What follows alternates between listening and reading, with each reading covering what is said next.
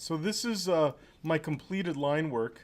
Let me clean up the workspace, reset. You'll notice that every time that I'm opening up a file here, I'm cleaning up the workspace. So that's basically what I do at home. So don't think that I'm advising that you do this just for the sake of conversation. These are actually practices that I incorporate within my own production of content. So one of the concerns that we have with Live Paint, which is going to be a feature that we use foundationally throughout this class, and if you take other classes with me, it's a big part of what we do. I just think that it's such a great illustration tool, and it makes things so easy in terms of illustration that there's a lot of value in it. And so I put a lot of emphasis in my curriculum on it. So one of the concerns that I have as I'm illustrating this type of information. So let me continue to draw some more lines just to provide a context for this. So first of all, you'll notice that I'm drawing all of the value separations with a red edge. So I can see it. I can contrast my lines versus the blueprint or the reference image. And one of the things that I'm doing is I'm looking at this portrait is I'm looking for value changes. And what I'm going to do is I see a little value change right here that maybe I missed. See how this spot looks whiter and this looks kind of gray right here? So maybe I didn't put enough accuracy. So I'm going to draw a new edge to capture this.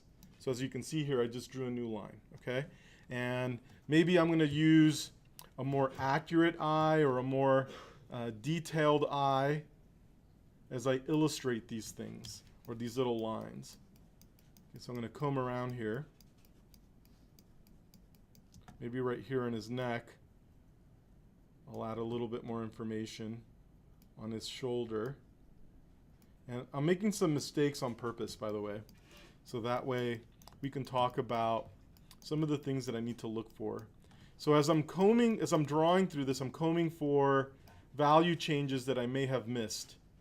And so I'm just drawing little fields, a little area that might capture a different color in that spot. So let's say I'm done. Let's say I think this looks pretty good and I'm ready to move on to the next step. Well, before I start live painting, one of the things that I want to do is I want to look for what are referred to as gaps. Now, the live paint area, if I go to the object menu and I go to live paint, the live paint area, you'll notice has a submenu called gap options. So if I click on this, you'll notice that I get this little window that says, well, when you make a live paint group, I'm going to look for gaps and I'm going to try to correct them. And you'll notice that I have the ability to define what type of gaps I want the software to focus on. So there's small gaps, there's medium gaps, there's large gaps, and there's custom gaps. Does that make sense? So the problem though is that sometimes when you rely, or I rely, on the gap detection, the software can become confused. So if there's a lot of gaps that are different sizes, it doesn't know what you're aiming for. It doesn't have a true context. And so it will start correcting things you don't want it to correct. So the best thing to do is to work with small gaps, leave it in the default, and clean up as many gaps as you might have. Okay, so I want to show you how to clean up gaps. All right, so I'm going to get out of this. Okay, cancel. And I'm going to remove my reference image. So that way I can see my line work really clearly. Now, one of the problems with correcting gaps in this mode is that the weight or the thickness of the line, how thick these lines are, sometimes is misleading. So for example, right here, this line looks like it's meeting this edge, but I'm not exactly sure because of the thickness of it.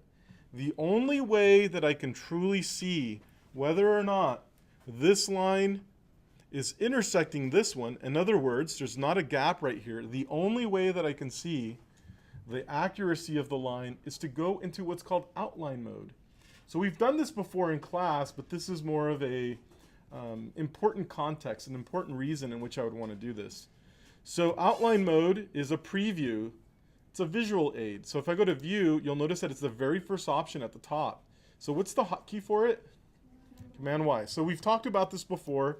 I'm just reviewing. So if I hit Command Y, you'll notice that when I go into the outline, or it looks like a wireframe, is there a gap there? There is. So once again, this is misleading. I can't rely on the normal preview because it looks like it's intersecting, but in reality it's not. Okay, so what do I need to do? I need to clean up as many gaps as I can. So how do I clean up the gaps? Well, I go to my direct select tool, the white arrow. I go to the direct select tool, the white arrow.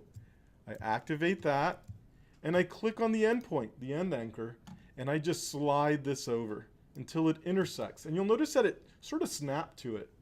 You'll also notice that as I hover over the lines, because I have what are called smart guides on, it tells me that I'm on an anchor, it tells me I'm on a path, and if I move the anchor around, it gives me the X and Y position of it. So, you know, smart guides will give me those little bits of information. So look, as I comb through my document, I'm seeing that I have numerous gaps, and I'm just going to click on the ends and drag them over to intersect on another line. Does that make sense, everybody? Okay, good. So there was some down here where I did a pretty sloppy job. Here we go. There's a gap. I'm going to leave this gap right here, okay? I'm going to leave that one there on purpose. Move over here. There's a gap right there. I should clean that up. I'm going to let some of them go to show you that when I select this, and I go to Object, Live Paint, Make, and I go to Gap Options,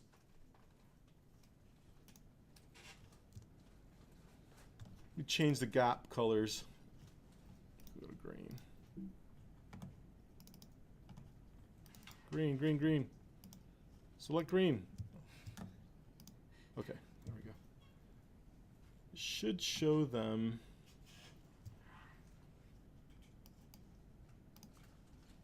Oh, there they were. You do that again. Live Paint, Gap Options. Okay, zoom in.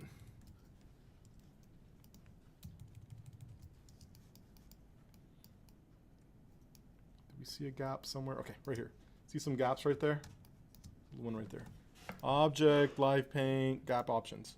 So see how it's drawing a little red line? Mm-hmm. This is everywhere that it's attempting to correct. So maybe I don't want this little gap right there. That's part of what I'm getting at. Maybe I don't want this to be closed off. Maybe I want this to be one continuous shape. So that's one of the reasons why I may or may not want to work with the gap features. See, it's closing off this line, so on and so forth. So gap detection makes those corrections for me.